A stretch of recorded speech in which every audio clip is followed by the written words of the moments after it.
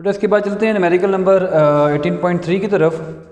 तो इसकी स्टेटमेंट क्या है, इन सर्किट जैसा कि आपको नज़र आ रहा होगा, ये सर्किट है, there is an negligible potential drop. वो कह रहे हैं निग्लिजिबल का मतलब क्या होगा, मतलब बिल्कुल स्मॉल, इतना कि हम उसको अप्रॉक्सीमेटली जीरो ही कंसिडर करेंगे। किसके क्रॉस, बेस एंड एमीटर के क्रॉस। तो डेट्स जो बेस और एमीटर के क्रॉस पोटेंशियल ड्रॉप आ रहा है वो जीरो हो जाएगा, ठीक है, बहुत ज़्यादा कम है।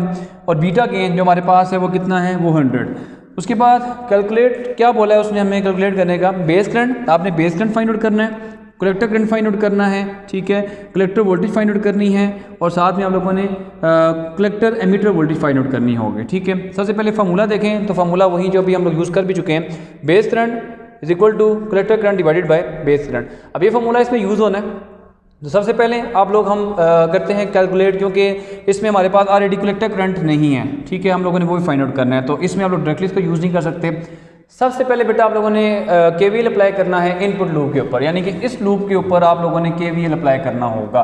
केवीएल लूप क्या कहता है, ठीक है, केवीएल आपके पास जो आता है, sum of all the potential changes across circuit must be equal to zero. जितने भी पोटेंशियल यहाँ पे चेंज ड्रॉप आ रहा है वो जीरो के इक्वल होगा।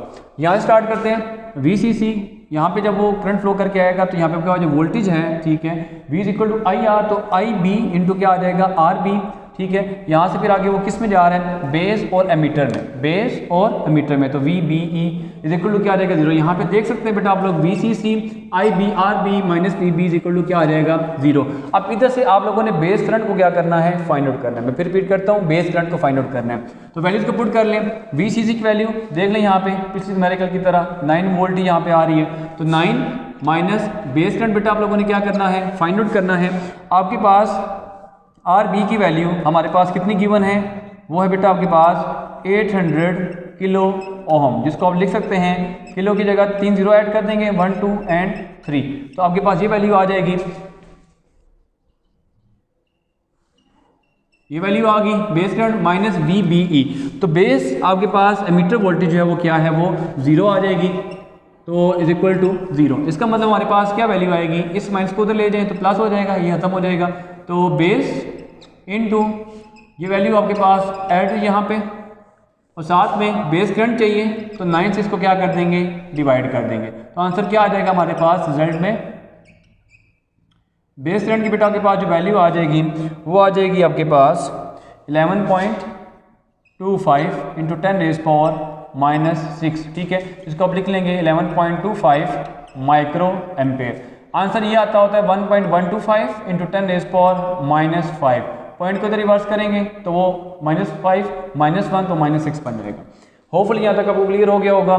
नेक्स्ट चलते हैं बीटा कलेक्टर करंट की तरफ। यही फॉर्मूला बीटा गेन वाला, beta is equal to I C divided by I B, ठीक है। अब यहाँ पे बेटा देखें आई बी इधर आके क्या हो जाएगा, मल्टीप्लाई, ये फॉर्मूला बन गया, तो I C is equal to beta into I B आ जाएगा। अब आई सी के लिए हमें चाहिए, तो बीटा की बेटा आप लोग देख सकते हैं कितना गेन था हमारे पास 100, तो यहाँ पे आप लोग पुट कर देंगे 100। बेस करंट अभी हम लोगों ने फाइंड आउट किया, that is 11.25 into 10 raise power minus 6। अभी सारे को आप लोग सॉल्व करेंगे तो कलेक्टर करंट बेटा आपके पास जो आ जाएगा वो आ जाएगा 1.125 मिली एम्पेयर, ठीक है, मतलब वहाँ पे 10⁻³ बनेगी, उसको फिर आप लोगों ने मिली में कन्वर्ट कर लेना है।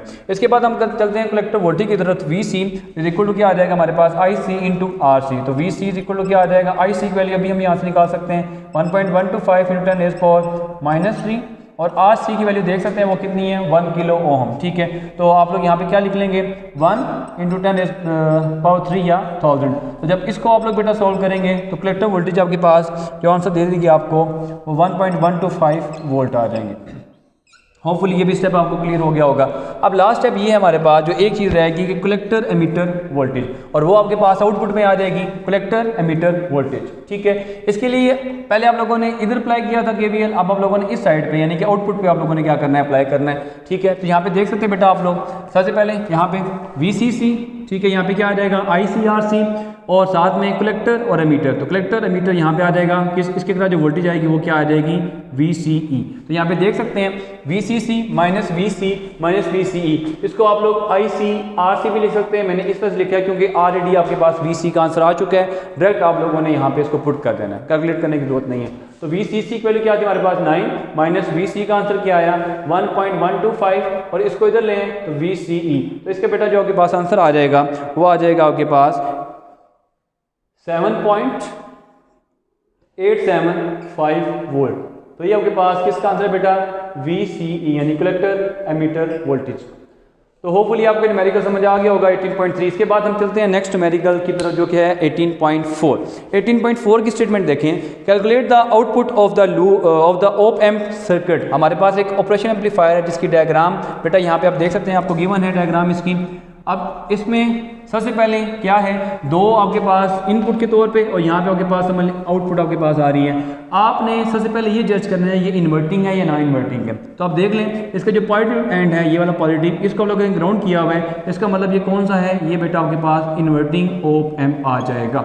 ठीक है, इसके बाद आप देखिए दोनों जो इनपुट्स हैं आपके पास वो आपने इसी से कनेक्टेड की हुई हैं, वी पॉजिटिव भी, ठीक है, और वी नेगेटिव जो आपके पास आएगी वो इसी से आपने नेगेटिव एंड पे इसको क्या किया, प्रोवाइड किया होगा। ठीक है, अब नेक्स्ट क्या होगा, अब इधर जो करंट फ्लो करके जाएगा उसको आप लोग I1 कह लेते हैं, इसको I2 कह देते हैं, और इसमें से जो फ्लो करेगा वो I3 आ जाएगा। तो बारी बारी वैल्यूज लिख लेते हैं। इसके अक्रॉस जो रेजिस्टेंस आ रही है वो है 10 किलो ओम, इसके अक्रॉस जो आ रही है वो कितनी है बेटा आपके पास R2 4 किलो ओम, और इसके अक्रॉस जो आ रही है वो कितनी है, वो 20 किलो ओम। ठीक है, अब ये जो वोल्टेज आपने अप्लाई किया वो 5 वोल्ट है, और V नेगेटिव इसको कह देते हैं, नेगेटिव V आपके पास कितने है, वो नेगेटिव 2 वोल्ट। फाइंड क्या करना है, आउटपुट गेन। तो V नॉट बेटा आपने यहाँ पे क्या करना है, फाइंड आउट करना है। कैलकुलेशन स्टार्ट करते हैं। सबसे पहले आप लोगों ने क्या करना है, यहाँ पे KCL अप्लाई करना है, क्योंकि करंट आपके पास यहाँ से फ्लो करके जा रहा है। तो हम लोगों ने ये पढ़ा था कि जितना भी करंट किसी पॉइंट की तरफ फ्लो करके जाता है, ठीक है, वो इक्वल होता है जितना भी करंट उससे लीव करके जाएगा। तो ये समझ लें I1 है, ये क्या है I2, ये क्या आ जाएगा I3, ये पॉइंट है वो I1 इसकी तरफ आ रहा है, I2 इसकी तरफ आ रहा है, और जो लीव करके जा रहे हैं वो I3 है। तो ये दोनों आपस में क्या हो जाएंगे, I1 प्लस I2 किसके इक्वल आ जाएंगे, I3 के। अब नेक्स्ट स्टेप क्या करना है बेटा आप लोगों ने, कि इसको सॉल्व करना है। I1 की जगह आप देखिए I1 कहाँ से फ्लो करके आ रहा है आपके पास, यहाँ से, तो V माइनस जा किधर जा रहा है, नेगेटिव में। नेगेटिव का पोटेंशियल क्या ड्रॉप है, इसका अगर जीरो है तो उसका भी जीरो होगा, तो V नेगेटिव। यहाँ पे प्लस आप लोग कह लें, डिवाइडेड बाय R1 हमारे पास आ जाएगा, प्लस I2 देखिए ये, और वो कौन सी वैल्यू उसकी, नेगेटिव V माइनस जा किधर है, नेगेटिव में, तो उसका ड्रॉप क्या है, जीरो, पोटेंशियल क्या है, zero, divided by R2 which is equal to I3 देखिए यहाँ पे I3 है, और किधर से वोल्टेज आ रही है, नेगेटिव, यहाँ पे आपके पास सॉरी नेगेटिव आ जाएगा, माइनस, और किधर यहाँ पे आउटपुट गेन होगा, तो यहाँ पे आप लोगों ने क्या लिखना है, V नॉट डिवाइडेड बाय क्या आ जाएगा बेटा आपके पास 3। वैल्यू क्या बचेगी यहाँ पे, V डिवाइडेड बाय R1, क्योंकि प्लस माइनस क्या हो जाएगा, minus V divided by R2, और ये नेगेटिव वैल्यू है, इक्वल टू सॉरी यहाँ पे V नेगेटिव है तो पुट कर लें, जीरो आ जाएगा, minus V naught divided bye R3। बारी बारी वैल्यूज को पुट कर लें तो आपका आंसर आ जाएगा इसमें। तो V ये पॉजिटिव वैल्यू थी, ठीक है, तो ये समझ लें 5 डिवाइडेड बाय रेजिस्टेंस कितनी थी, 10 किलो ओम। इसको कन्वर्ट भी कर सकते हैं, लेकिन क्योंकि अभी नेक्स्ट स्टेप में ये कैंसिल आउट हो जाएंगी। नेगेटिव V आपके पास क्या है, आपके पास 2 डिवाइडेड बाय R2 की वैल्यू कितनी है, 4 kilo ohm, is equal to minus V naught find करना है, R3 की वैल्यू कितनी है, 20 किलो ओम। ठीक है, अब देखिए यहाँ पे 5 1 5, 5 2 10, और 2 1 2, 2 2 4, तो ये भी 1/2 बचेगा, ये भी 1/2।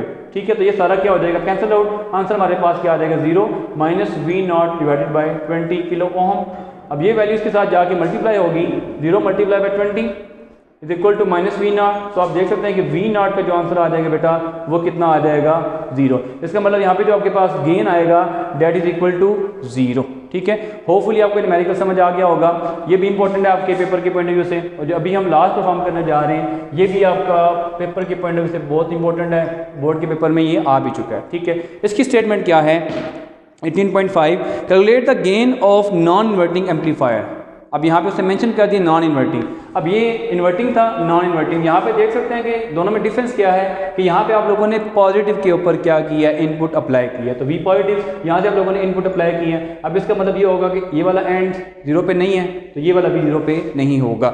ठीक है, बाकी इसका आप लोगों ने अगेन गेन ही फाइंड आउट करना है। इसके अक्रॉस जो रेजिस्टेंस है वो R1 है, इसके अक्रॉस कितनी है, R2, और आप लोगों ने आउटपुट गेन क्या करना है बेटा, फाइंड आउट करना है। अब इसमें जो फार्मूला यूज होगा, तो हम लोग चैप्टर के अंदर पढ़ चुके हैं, जो आउटपुट गेन आपके पास इसमें आ जाएगी वो आ जाएगी 1 plus R2 divided by R1।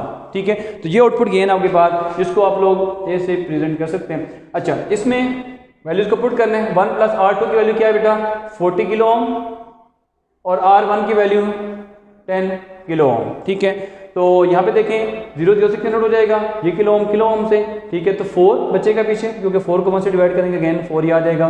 तो 4, तो 1 + 4 क्या आ जाएगा 5। तो इसका मतलब क्या हुआ, ये आपके पास इसकी इम्प्लीकेशन जो होगी 5 टाइम होगी। तो ये सबसे बेटा समझ लें मुश्किल न्यूमेरिकल था, तो इंपॉर्टेंट भी है, सबको अच्छी तरीके से प्रैक्टिस करना है। अगर बेटा इसमें से कोई चीज़ ऐसी हो जो समझ ना आए